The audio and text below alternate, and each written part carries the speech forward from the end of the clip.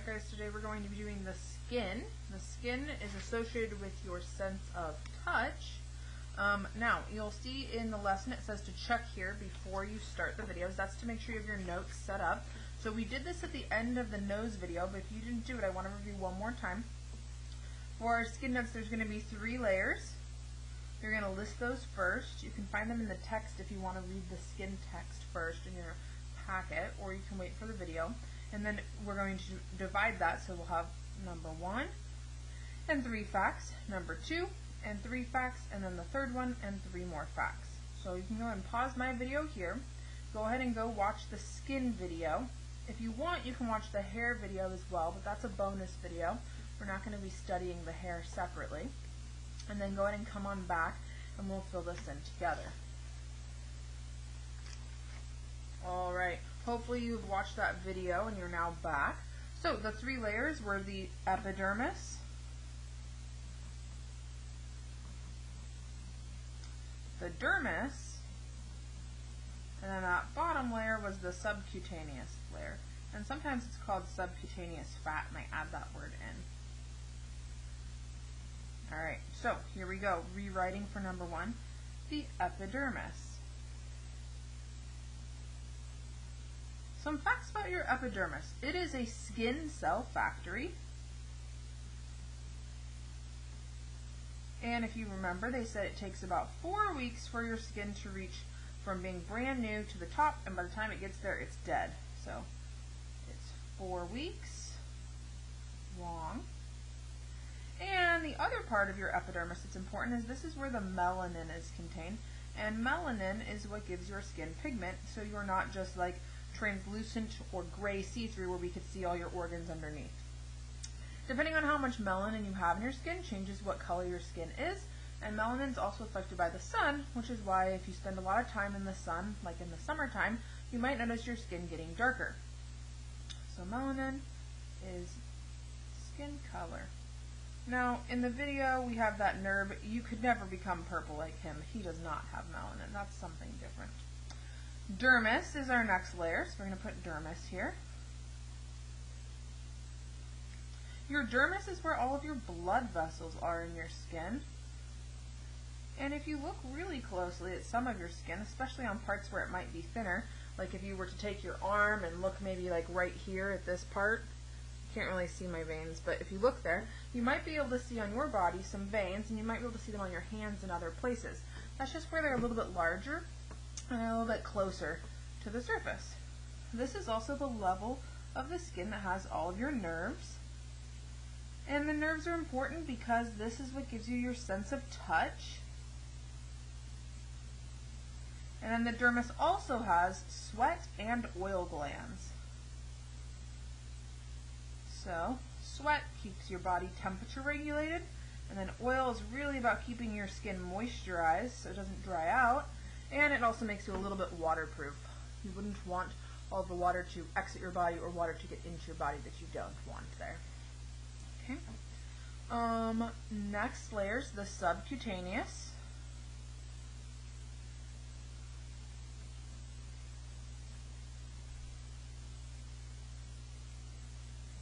And this layer primarily has all of your fat.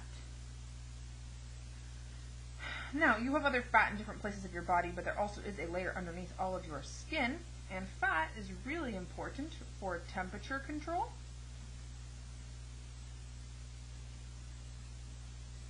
And it cushions your body. That means it's protecting things like your bones so that they're not getting poked out or hurt or anything like that. Let's see, you also have your hair follicles here. All the hair that grows on your body starts here. That's whether it's the hair on top of your head that can get really long, or if you just look closely and have little hair on your arm or legs. Follicle. And then we learned one more thing. We learned about that little muscle that attaches to the hair, the erector pili. And this is kind of interesting because this right here, when it stands up, when those muscles pull, is what gives you goosebumps.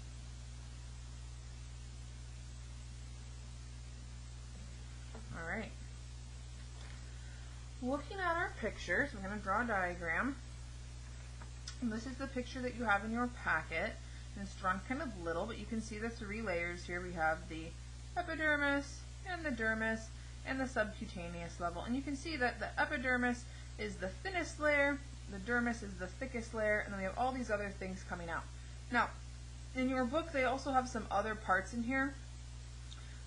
They have like these little sensors. These would be a type of nerves that do cold and hot. And then these tell you the different kinds of nerve endings. So if you want to read in here, you can learn a lot more about the different types of nerves and what type of feelings that they find. But we're just going to be drawing a couple of them.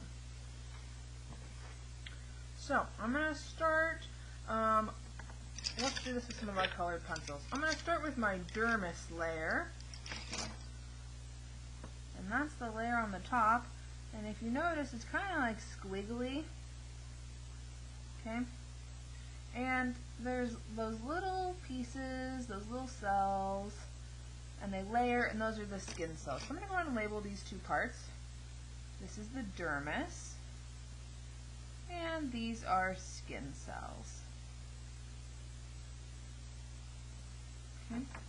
Our next layer, I think I'm going to do mine in red here, is the dermis, or sorry, this top one was not the dermis, this was the epidermis. Epidermis.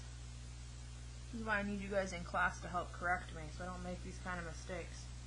Alright, the next layer is the dermis, and if you remember, this layer is a little bit thicker, there's a lot of stuff in it.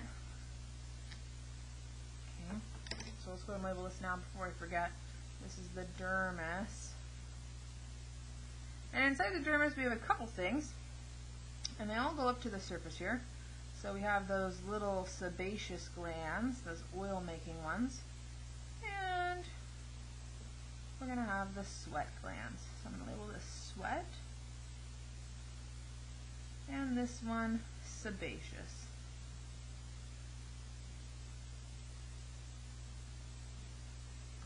And then we also know that this is the layer here that has blood vessels,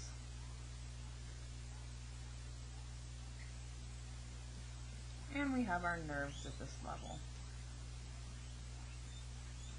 Okay.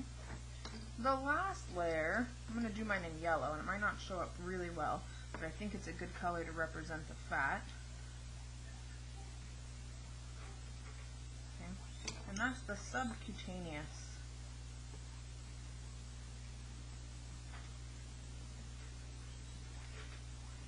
Alright. Now, the really only thing we have in the subcutaneous level is that hair, so I'm going to go ahead and draw myself a hair follicle. It's going to come all the way down and go all the way up. And then there's a little muscle that attaches to it. So we have hair and the erector pylor.